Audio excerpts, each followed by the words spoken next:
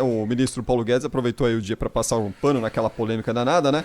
Mas Olha, claro que eu acho que ele não tinha que estar se desculpando coisa nenhuma mesmo, e ao contrário, se o mundo fosse justo, né? Se as pessoas tivessem vergonha, o que nós ouviríamos hoje era o Senado meio que em coro pedindo desculpas pelo que fez, né? Pela molecagem que fez de derrubar o veto, ou tentar derrubar o veto, aprovado, pelo menos no Senado foi aprovado, mas a Câmara acabou neutralizando essa decisão. Quem deve desculpas ao país, não é ao ministro, nem ao governo, nem coisa nenhuma. Quem deve desculpas ao país são os senadores, aqueles 42 irresponsáveis que se comportaram daquela maneira. A gente se recorda muito bem da estupefação, da perplexidade geral da nação com aquela decisão irresponsável dos senadores. O Grupo Bandeirantes de Comunicação, na ocasião, divulgou um contundente editorial exatamente condenando aquela prática, né? E aquilo foi uma repulsa generalizada no nosso país. Agora, eu queria falar rapidamente só sobre essa questão da queda do PIB, né? Isso aí tem sido noticiado, algumas pessoas têm noticiado isso com alegria incontida, né? Porque, afinal de contas, o governo o Bolsonaro é que tem que estar dando explicações sobre essa questão. Mas é preciso a gente lembrar alguns fatores que são importantes, né? Eu acho que o principal deles é lembrar que, afinal de contas, estamos no processo pandêmico, né? Você imagina que o segundo trimestre, que é exatamente o resultado que foi divulgado hoje, foi do PIB do segundo trimestre. Nós estamos falando dos meses de abril, maio e junho. São os 3 meses críticos da crise provocada pela pandemia.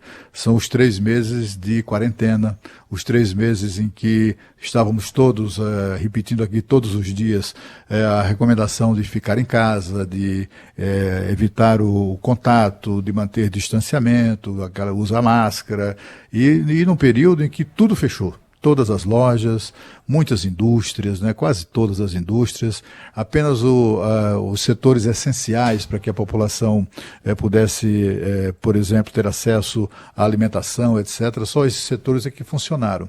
Mas, a rigor, toda a economia parou. Foi o fundo do poço. O ministro Paulo Guedes hoje, inclusive, usou a expressão crescimento em V, para se referir ao momento que nós estamos vivendo agora. Nós estamos no mês de setembro, é o terceiro mês do terceiro trimestre. Portanto, assim, quando eu vejo assim, até por ingenuidade, né? As pessoas divulgando agora o Brasil está em recessão. Agora não, meu caro. Esse negócio aí começou lá no segundo trimestre, que é exatamente este que foi divulgado, e isso aconteceu, portanto, nós estamos falando aí de 3 meses atrás, né? 2, 3 meses atrás. Portanto, é uma situação que já não é a mesma de hoje. De lá para cá, houve os pagamentos do auxílio emergencial, as pessoas consumiram, as pessoas fizeram essa renda circular, foi muito dinheiro que circulou na economia, uma economia paralisada, e o dinheiro circulando em razão disso daí, e também de várias iniciativas, como, por exemplo, a de mandar dinheiro para estados, municípios, enfim, tem uma série de coisas que acabaram contribuindo para de lá para cá essa situação mudar. Portanto, o PIB divulgado hoje reflete uma situação do segundo trimestre, abril, maio e junho, né? Julho, agosto e setembro é outro papo. Aliás, Lana, você já tem, inclusive, destacado no Jornal da Band nas últimas semanas indicativos de que, de fato, a economia já entrou no processo de recuperação com patamares semelhantes aos anteriores da pandemia, né? Isso, especialmente o setor industrial. Eu queria tocar no ponto da recessão, é um proforme ali, né? 2 trimestres seguidos de queda do produto interno bruto, e aí a gente entra oficialmente na recessão.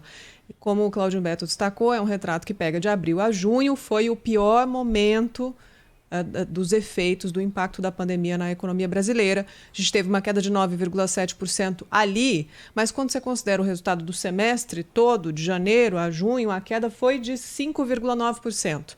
E o Banco Central está prevendo para este ano todo um tombo do PIB, que é o Produto Interno Bruto, a soma de tudo que é produzido pelo país, um tombo de 5,28%. Então, a conta está bem melhor do que as estimativas que foram feitas até no começo, né? Ali no meio do olho do furacão, do pior momento, no fundo do poço. E aí o ministro Paulo Guedes adicionou mais uma hoje expressão, né? Que era o barulho do raio no pior momento lá do passado. O estrondo era realmente muito alto, muito intenso. E o Ministério da Economia, quando divulgou esse resultado, quando saiu o resultado do IBGE para o segundo trimestre, esse 9,7% do tombo, o Ministério da Economia comparou com o que aconteceu com os 7 países com a maior potências industriais do mundo, G7. E a média do tombo deles é de 11,9%, dizendo que a gente se saiu melhor com um tombo de 9,7%.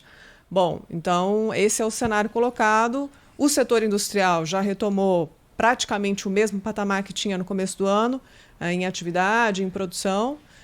E o agronegócio, que eu queria destacar, que é muito importante dizer, apesar de todo o problema instalado no segundo trimestre, que teve essa queda de 9,7% do PIB, o agronegócio teve um resultado positivo, gente.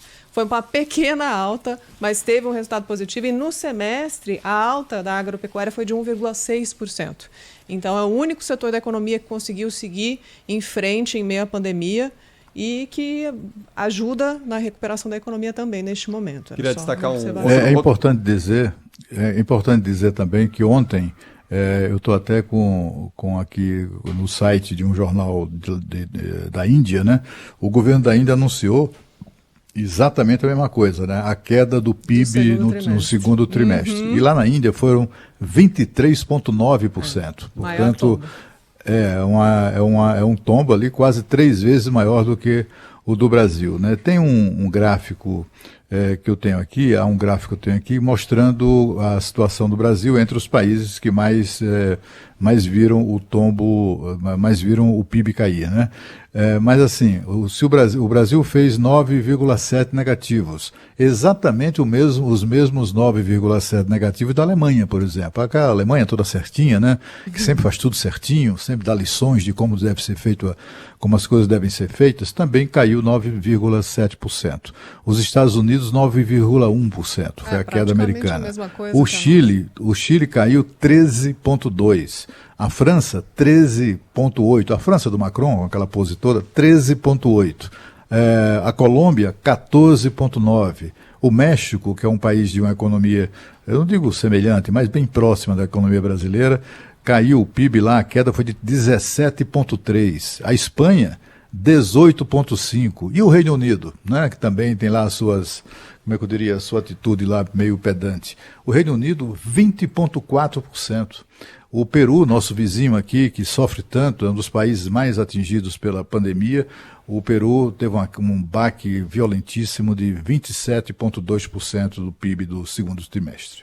Mas desculpa, Cris, só para encerrar, eu também acho super importante destacar que é o retrovisor que a gente está olhando. Ninguém quer competir aqui quem teve o pior resultado dos últimos tempos, mas era um cenário esperado para o mundo todo. A economia mundial parou. Então, o que importa é a gente olhar daqui para frente a recuperação, os próximos trimestres, a retomada, o que pode ser feito, aonde o dinheiro tem que ser investido. Acho que é isso que a gente tem que olhar. E eu queria destacar aqui um setor, entre essas boas notícias aí, já projetando uma melhora, o setor imobiliário. Hoje saiu uma pesquisa de mercado imobiliário realizada pelo Departamento de Economia e Estatística do Secovi aqui de São Paulo, que apurou que em julho deste ano houve a comercialização de 4.341 unidades. Esse resultado é 45,5% superior ao mês anterior, a junho. E por incrível que pareça, é maior do que julho do ano passado, 21,1%, mais um resultado positivo aí da economia já nesse processo de recuperação. Importante olhar com relação ao ano passado, porque alta com base baixa, sim, claro. Se você está no zero, sobe muito porque estava parado, né? Toda a economia estava parada, mas com relação ao ano passado, uma alta a gente sempre comemora mais.